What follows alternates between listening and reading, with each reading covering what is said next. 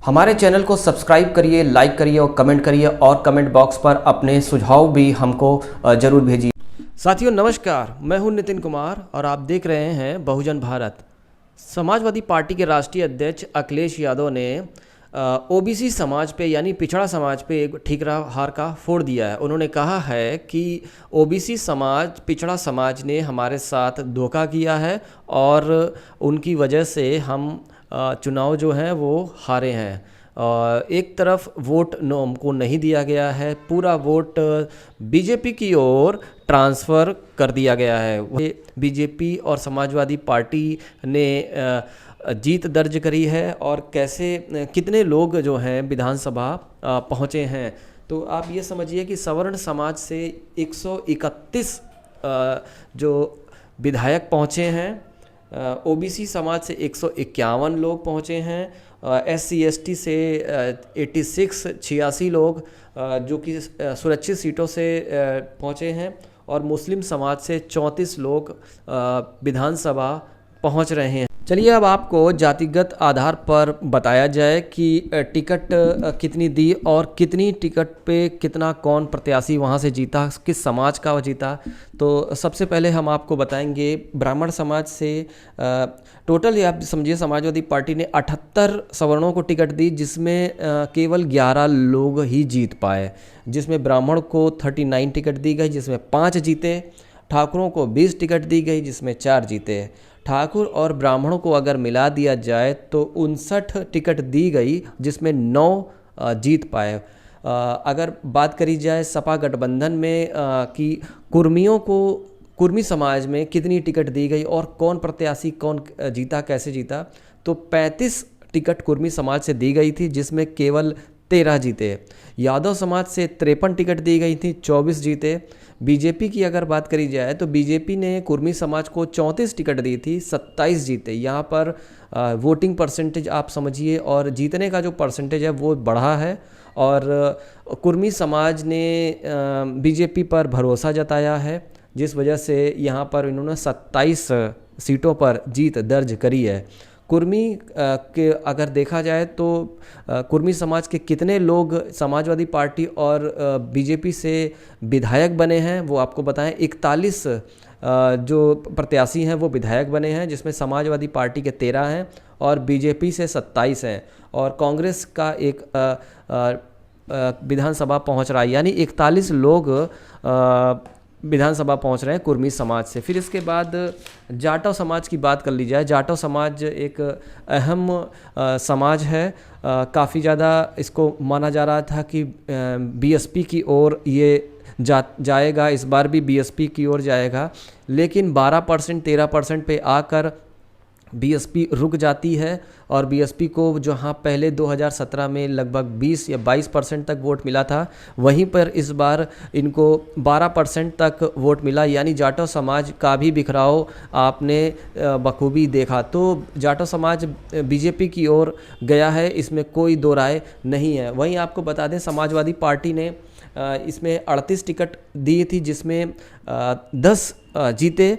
BJP ने 25 ticket दी थी, जिसमें अगर SC सीट से विधायक की अगर बात करी जाए तो टोटल 86 हैं, जो कि संविधान में है कि सुरक्षित सीटों में 86 लोगों जीते हैं, जिसमें बीजेपी से 65 लोग जीते हैं और समाजवादी पार्टी से सिर्फ 20 प्रत्याशी जीते हैं। अब बात कर ली जाए सवर्ण समाज की कि सवर्ण समाज में किसको कितनी टिकट दी गई और कौन प्रत्याशी कहां से जीता। बात ये चल रही थी ब्राह्मण खतरे में है, ब्राह्मण खतरे में है, लेकिन सबसे ज़्यादा जो टिकट दिया है वो बीएसपी ने दिया, लेकिन बीएसपी में आप ये समझिए कि एक भी प्रत्याशी जो है जीत कर नहीं आया है ब्राह्मण समाज से। चलिए सिलसिलेवार तरीके से आपको बताते हैं कि सबसे ज़्यादा टिकट जो ब्राह्मण ने दी थी, 70 टिकट दी थी, एक भी प्रत्याशी नहीं जीता। ब्राह्मण प्रत्याशी टोटल जो जीते हैं वो 52 जीते हैं, 52 प्रत्याशी जीत कर विधानसभा पहुंच रहे हैं। बीजेपी ने टिकट दी थी 67, जिसमें 46 जीते हैं। समाजवादी पार्टी ने 39 टिकट दी थी, जिसमें सिर्फ और सिर्फ 5 जीते हैं। और इससे आप साफ समझ सकते हैं कि ब्राह्मण जो है वो सिर्फ और सिर्फ बीजेपी की ओर ही जाएगा, सवर्ण समाज जो है वो सिर्फ और सिर्फ बीजेपी की ओर जाएगा।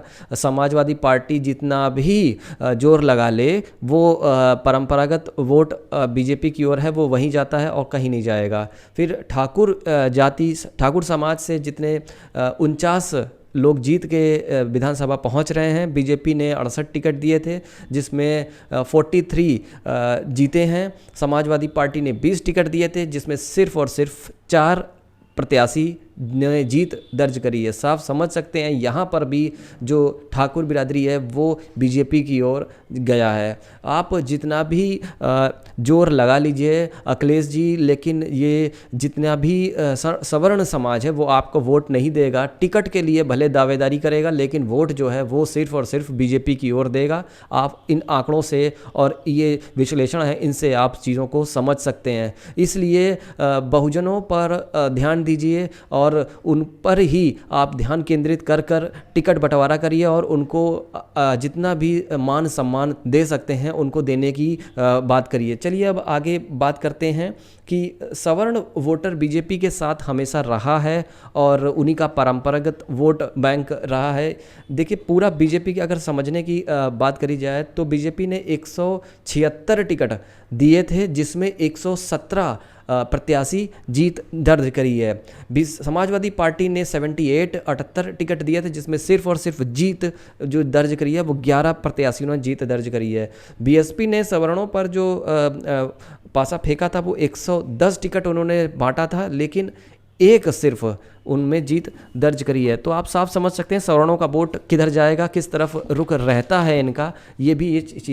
फिर बात करते हैं ओबीसी समाज की। ओबीसी समाज किस तरफ गया, ओबीसी वोटर किस तरफ गया, कितने प्रत्याशी जीते हैं उस पर भी चर्चा कर लेते हैं। समाजवादी पार्टी ने 172 टिकट दिए थे जिसमें 60 प्रत्याशियों की जीत दर्ज हुई, 60 यानी 60 प्रत्याशियों की दर्ज करी है।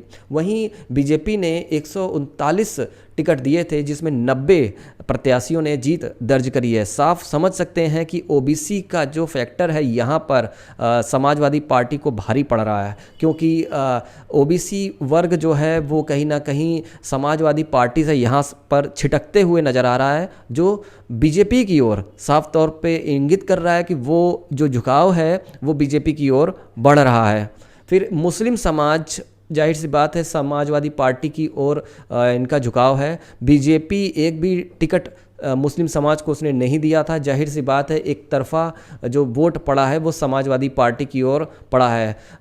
आप ये समझिए कि मायावती का जो बीएसपी कमज़ोर रही है जिसकी वजह से मुस्लिम जो वोट बैंक है वो समाजवादी की ओर बढ़ा है। समाजवादी में आप ये समझिए कि मुस्लिम जो थे 34 जीत प्रत्याशी उन्होंने जीत दर्ज करी है। अब बात कर लेते हैं पासी समाज की। पासी समाज में कितनी टिकट दी गई, कितने जीते और जीत कर विधानसभा पहुंच रहे हैं। बीजेपी ने 26 टिकट दी थी जिसमें 18 जीते हैं।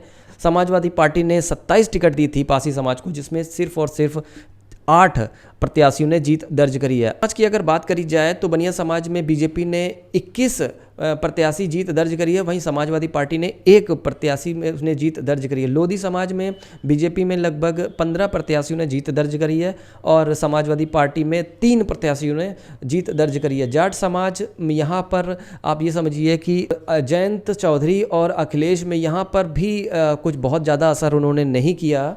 जाट में बीजेपी ने 8 प्रत्याशी यहाँ पर जीत दर्ज करी, समाजवादी पार्टी ने यहाँ पर 7 प्रत्याशियों ने जीत दर्ज करी। मौर्य कुशवाहा में यहाँ पर बीजेपी ने 12 प्रत्याशियों ने यहाँ पे जीत दर्ज करी जबकि समाजवादी पार्टी सिर्फ और सिर्फ 2 प्रत्याशियों यहाँ पर जीत दर्ज करी है।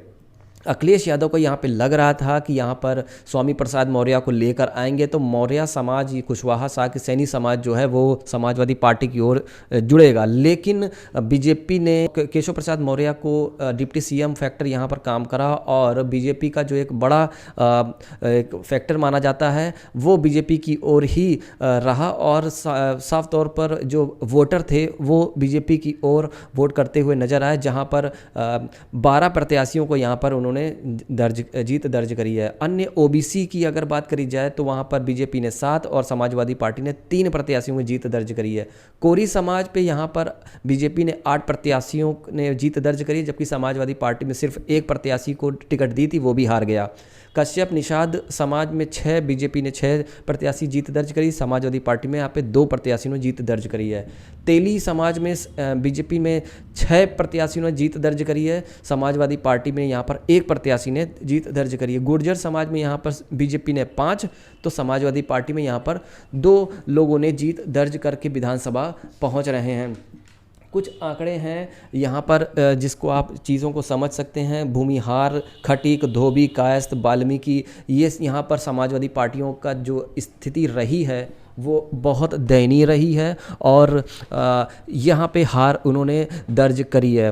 तो एक चीज़ आप बहुत मोटा मोटी आप समझिए कि अखिलेश यादव जिस तरीके की राजनीति कर रहे थे शुरुआत में 2-3 महीने तक, और उनको ये लग रहा था कि आने वाले जो 2022 होगा वहाँ जनता में काफ़ी रोष है, जनता मुद्दों पर आ रही है, भीड़ उनको दिखाई दे रही थी, जिसकी वजह से उनको लग रहा था कि इस बार चुनाव जो है वो बखूबी जीत जाएंगे और जीत कर मुख्यमंत्री वही बनेंगे। उनका ये भ्रम था, ये कह लीजिए कि जिस तरीके से उन ओवर कॉन्फिडेंस की वजह से अखिलेश यादव हारे हैं, टिकट बंटवारे को लेकर हारे हैं, जैसा कि पहले भी हम अपने वीडियो पे बता चुके हैं कि हार के कारण भी क्या क्या रहे थे।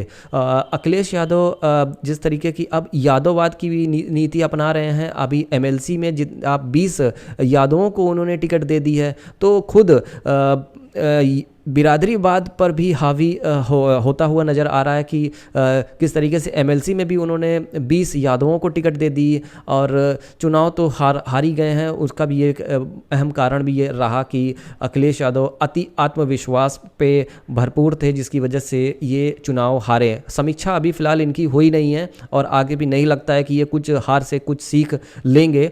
और दूसरी चीज़ आप ये भी समझिए कि अति पिछड़ी जातियाँ जो लगभग हर विधानसभा में 5,000 से 10,000 वोटर जहां पर होता है, अखिलेश यादव ने कभी भी उन जातियों को साधने की कोशिश नहीं करी, उनको भी अपने पाले में मिलाने की कोशिश कहा जाए कि कोशिश करी गई हो।